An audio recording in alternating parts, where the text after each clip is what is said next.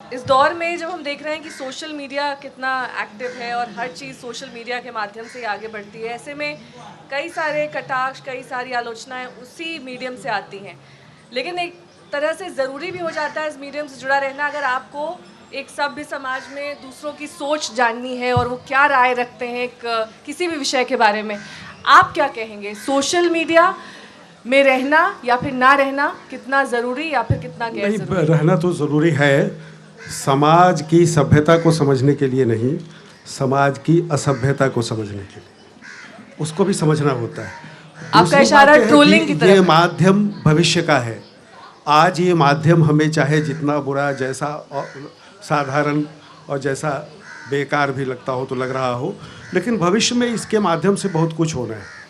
हुआ क्या है कि सोशल मीडिया रिड्यूस हो गई है फेसबुक में, और फेसबुक का गठन इसलिए किया गया था कि सोशल मीडिया पर गंभीर बहसों को रोका जाए। और आज जो बड़े लेखक, हमारे महत्वपूर्ण लेखक भी हमारे बीच के हैं, वो भी लगाते हैं कि आज मेरी बिटिया का जन्मदिन है, बधाई दीजिए। क्या मतलब है इसका? कोई बुरी बात नहीं है, लेकिन क्या इसी के लिए हम इसका इस्तेमाल करते हैं? या आज मैं वहाँ गया था और मैंने अपना ये भाषण दिया खुद के बारे में, आत्म प्रचार का माध्यम भी बनता जा रहा है। तो हमें इससे यह भी सीखना है कि इसको आत्म प्रचार से मुक्त करके विमर्श का माध्यम कैसे बनाना है, कि अच्छी बातें इस पर हो, अच्छी बहसें यहाँ से शुरू हो, और यहाँ बड़े पैमाने पर जो लोग जुड़ते हैं उनकी वैचारिक और सामाजिक जो उनके सरोकार हैं उसमें कैसे इजाफा हो। इस दृष्टि से एक संघर्ष का ये माध्यम बनता है, बहुत अच्छा माध्यम है। तो इसी दृष्टि से मैं इसे लेता हूँ। होना तो चाहिए सजगतापूर्वक, सतर्कतापूर्वक और पूरे दक्षतापूर्वक इसमें उपस्थित रहना चाहिए।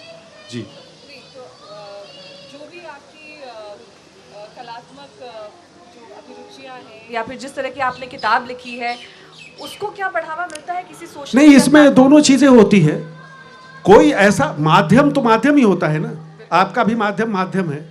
आप में अपनी बहसों में ऐसे लोगों को बुलाती है जिनको सुनना भी हम नहीं पसंद करते, ऐसे लोगों को भी बुलाती है जिन्हें हम सुनना चाहते हैं। तो अलग अलग, क्योंकि ये माध्यम है। नहीं सर, वो तो विचारधारा की बात है। हाँ, ये तो विचारधारा ही नहीं, सवाल ये नहीं है विचारधारा, सवाल ये है कि जीवन और मनुष्य के बारे में आपकी दृष्टि क्या है। एक विचारधारा का मतलब नहीं होता है कि हम आदमी के पक्ष में बोले, हम आदिवासी के पक्ष में बोले तो आप हमें एक विचारधारा में बांध दीजिए, मतलब आपको बोलना ही नहीं।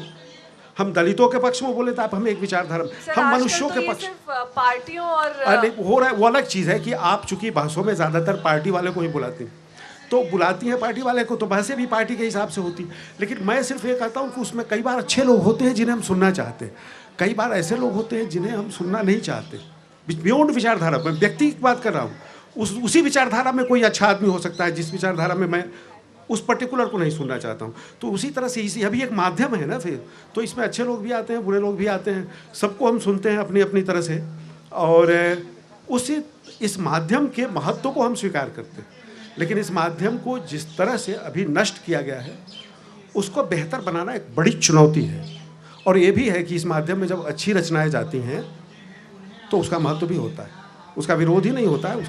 मैं तो पहले कविताएं नहीं डालता था, लेकिन एक ख़ास समय में एक ख़ास तरह की तत्कालीन कविता मैंने डाली थी, क्योंकि वह जुनैद था। उसकी इतनी चर्चा हुई, 5000 लोगों ने तो उसको शेयर किया और वो वायरल है। आप सिर्फ इस शब्द को टाइप कीजिए तो इंटरनेट में 50 उसके रूप फॉर्मेट चले आएंगे। तो वो दिया है। किसी पत्रिका से ये संभव नहीं था। हिंदी की जितनी बड़ी पत्रिकाएं हैं उन सब में मैं छपा हूँ। इंडिया टुडे के विशेषांक में लगातार शुरू में 4-5 वर्षों में, जब उसका सूरज बहुत उज्ज्वल और मध्याह्न में था उस समय, लेकिन उससे भी ये संभव नहीं था कि आप नेट खोले और इतने लोग आए। तो ये माध्यम बहुत बड़ा है, बहुत विशाल है, और इसका बहुत अच्छा उपयोग होना चाहिए।